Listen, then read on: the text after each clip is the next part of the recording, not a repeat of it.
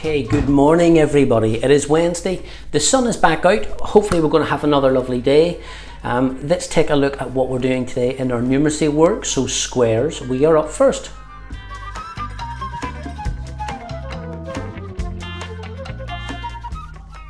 Okay, squares, continuing from where we left off yesterday, looking at weight in kilograms and grams.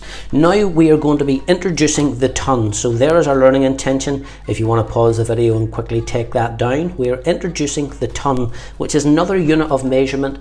We go from grams to kilograms to tons. Okay, now here, be impressed, check out this awesome drawing I have done of my car. This is a Jeep. Now my Jeep weighs around 1,800 kilograms.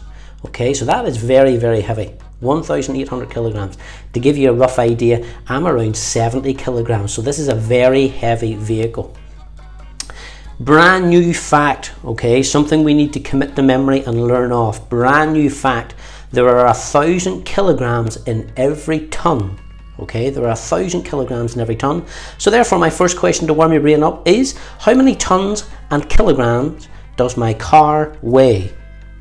How many tons and kilograms does my car weigh? Let's take a look at it. If there are 1,000 kilograms equaling 1 ton, and my car has 1,800 kilograms, well then we've got 1 ton, 800 kilograms. Nice and easy, okay? So there is your 1,000 kilograms, which makes your 1 ton, 800 kilograms left over. That's just recorded as 800 kilograms. You could do it as a decimal of a ton, of course, but we're going to record it as 1 ton, 800 kilograms. So let's take a look at some other examples and see how we get on with those. Down here, we have 2,100 kilograms. Quickly record, note down in your think books how many ton and how many kilogram these three examples would have. Okay, so pause the video, note those down, and then I'll give you the answers now. Okay, 2,100 kilograms, there's your 1,000, so it's going to be 2 tons, 100 kilograms.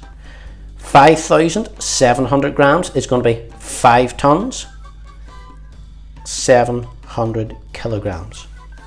And over here, our final one, we have 9,300 kilograms, getting heavier again. There is your 1,000, so 9,000 is 9 tons, 300 kilograms.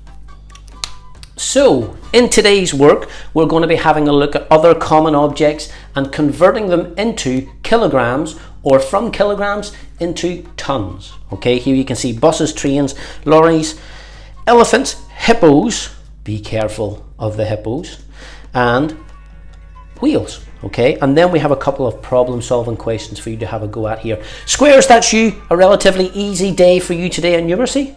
Good luck.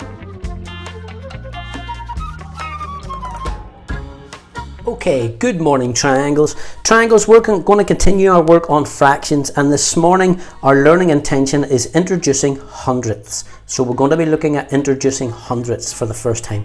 Take a look at this fraction that I have down here. I have a couple of questions for you first of all to begin with. So just shout them out at the screen. I know it's a bit weird, but just shout them out anyway. How many parts has the rectangle been divided into? That's right, if you do a quick count, it has been divided into 1, 2, 3, 4, 5 parts. Now what do you notice about the size of each of those parts? Hopefully you notice that the size of each of those parts they are exactly the same. Okay, so therefore what fraction of the whole part is shaded? So there's the whole thing. What fraction is shaded? Hopefully you know that 1/5 is shaded. Now let's take a look at this fraction over here. 5, the bottom number is called the denominator. Okay, number 5, the bottom number is called the denominator. This is how many parts there are in the whole shape. So you can see there are 1, 2, 3, 4, 5 parts in the whole shape. So the denominator is 5. The top number is how many parts are shaded in. In this case, there's 1 part shaded in. So you have got 1/5, or as it's commonly known, 1/5. Take a look down here. What do we have now? We have got 2 parts shaded in. That changes the top number to 2/5.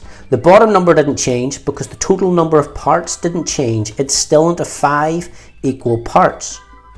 Moving on a little bit more, we have 1, 2, 3 parts shaded in. Now notice they're not beside each other. They can be spread out as long as you have them, they're exactly the same size. They can be shaded in anywhere. So we have 3 parts shaded in, and the bottom number, the denominator, hasn't changed. It's still 5 parts altogether. So 3/5. You guessed it, 4/5. 4 parts shaded in, 5 parts to the whole shape. Boom, boom. We have got 1, 2, 3, 4, 5. All of the shape is shaded in. You have got 5/5. When you've got 5/5, you've got all of the parts. You've got one whole thing. Now take a look at my new shape over here. You do need to look at all the little grid lines in between. This is, I can't draw them all out for you, it would make a mess on the page, but each one of these is one little part of the whole shape. And if we take a look at that and count those parts, there are 100 parts. The bottom number here is 100 parts. So we can say this shape is divided into hundredths. Now take a look. It's 100 with THS on the end. Dead easy. So add that to your vocabulary and your spelling. We write it down like this. It's out of hundredths, and it is written like that, hundredths. So what have we got here? 0 hundredths are shaded in at the minute. So let's shade a few in and record our answer. So I'm going to go like this. This has turned into a quick art lesson. Down there like that and stop there. So how would I record this? Well, I'm going to count how many parts that I've now shaded in. 1, 2, 3, 4, 5, 6, 7, 8, 9, 10, 11, 12, 13 parts I've shaded in. How many parts are there all together in this whole shape? There are 100. So we've got 13 hundredths. I could continue. Now I've shaded in 20 parts. So I could write down 20 hundredths. And I could continue like that, shading in different parts until I shade it all in, and I would end up with 100 parts shaded in, and there would be 100 parts all together. If I have all of the parts of this shape, like so, then I have got all of it shaded in, and there were 100 parts to begin with. I have got 100 100ths, which is the same as 1, because you've got the whole thing now. It's just one whole thing shaded in 100 times gives us 100 100ths.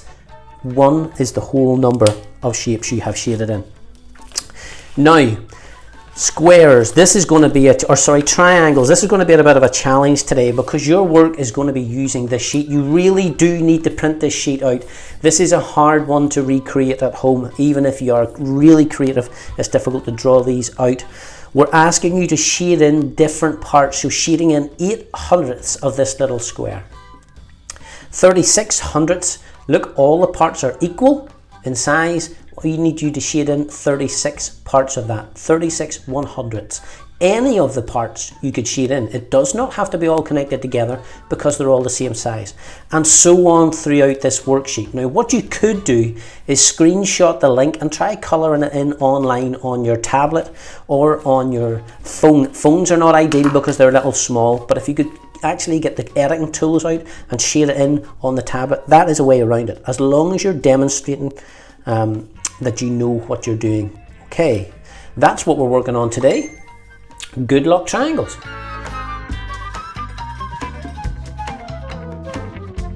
Whew.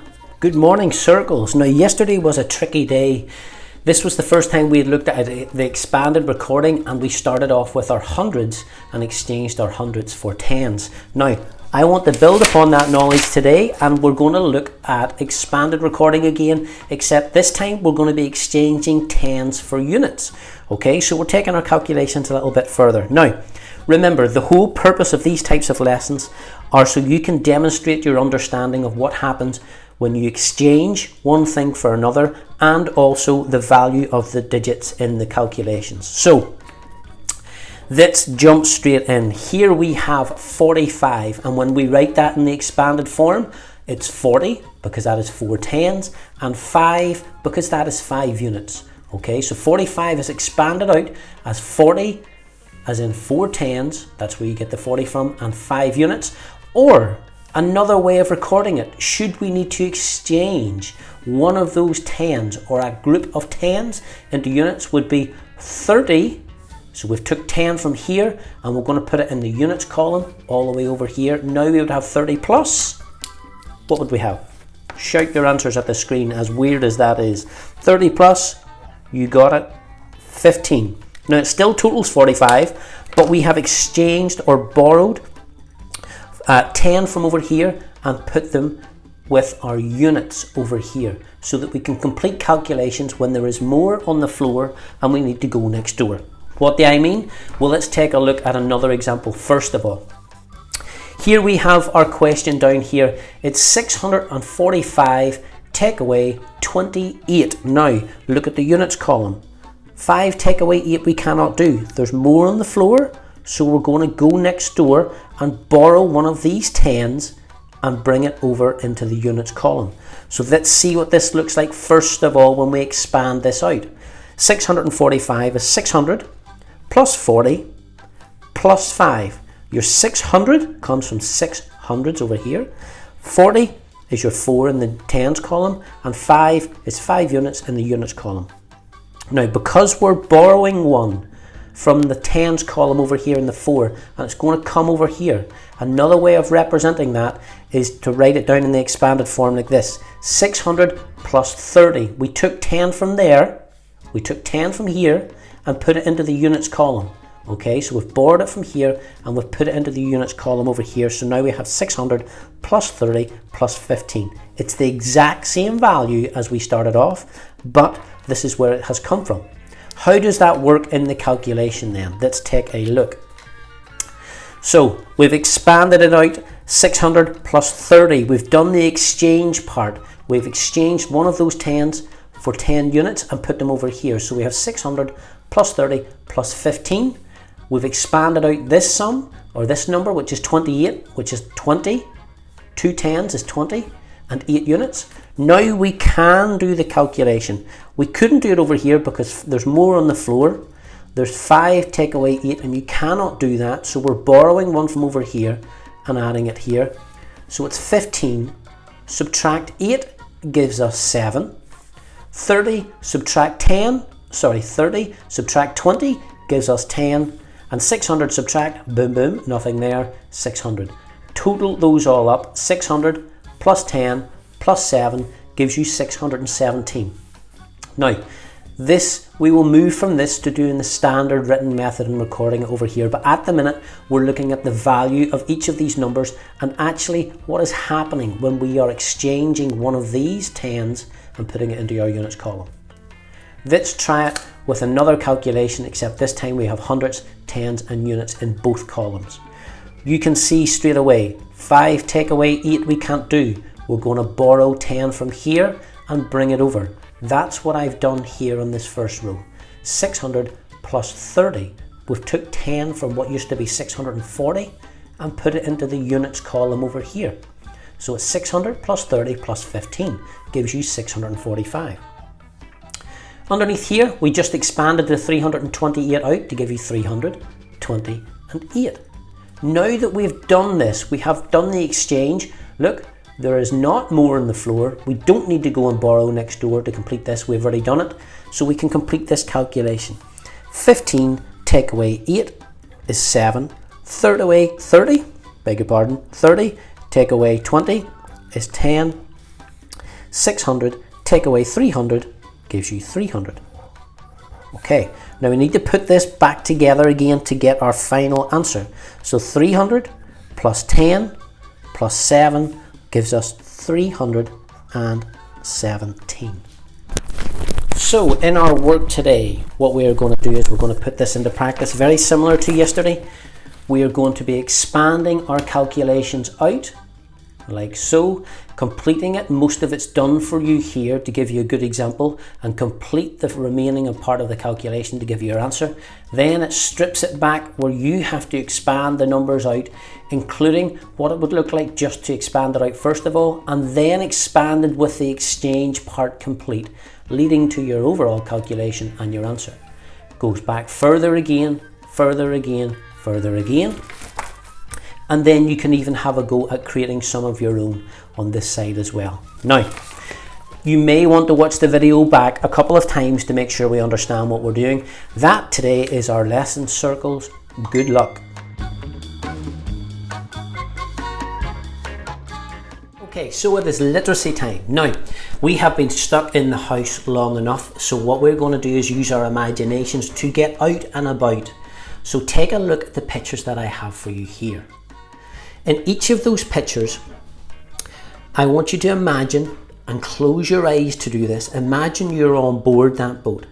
Imagine you're on that beach, near that waterfall, under that ocean, surfing that wave, in that forest, skydiving from the sky, or standing on the moon. What we are going to do is we're going to have a little descriptive writing. So I want you to describe for me, please, what you can see when you're standing in each of those locations. Now you have to use your imagination for this today. We've been stuck inside long enough, so we're going to take a journey elsewhere. So use your imagination. What can you see if you're standing in those places? Take a good look around. Take everything in, okay? Then look again at the picture and try and add those into your imagination. Then close your eyes once again and imagine what that sounds like when you are in that location. What sounds could you hear? Is it background noise of leaves rustling? Is it deathly quiet? You don't hear anything. You're in space. There's a vacuum of noise. You can hear your own heartbeat through your spacesuit. This task requires you to be descriptive. So make sure you're using lots of adjectives, adverbs, lots of good nouns to describe your location. Try and get up the language ladder and use some really good descriptive language for this little task. I like this task because it allows us to use our imagination and free ourselves from being in the house for a little while and go on board that cruise. Boys and dears, I know I could do with a cruise right now. That sounds great.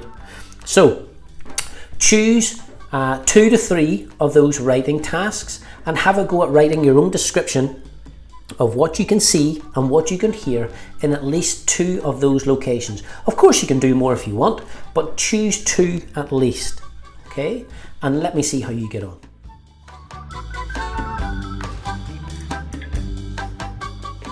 Now, topic challenge time. To accompany your little piece of writing that you have just done, what I would like you to use is Microsoft PowerPoint and create a PowerPoint backdrop. So the scenes that would be in the backdrop of your writing. So for example, if you were talking about hearing your heart beat through your spacesuit, get a picture of a spacesuit coming into the background and maybe add some effects into the beat of your heart and reflect that in your PowerPoint. So really what you're doing is providing a visual to what you have written about to accompany it, because we are going to perform this tomorrow. I'm going to get you to re-record or record yourself on your PowerPoint, reading what you can see and what you can hear, and these two should accompany and complement one another. You should be able to have what you're reading and then images to accompany what you're reading. So take a little bit of time, use PowerPoint for this, think about your animations that you could use, your transitions you could add in, the sound effects you could use.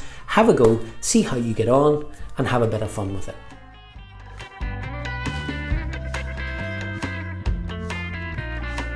As you know, I am famous for my terrible dad jokes, so we're always going to finish our session with a good dad joke, so stay tuned right to the very end and check out my dad joke. I will see you all tomorrow.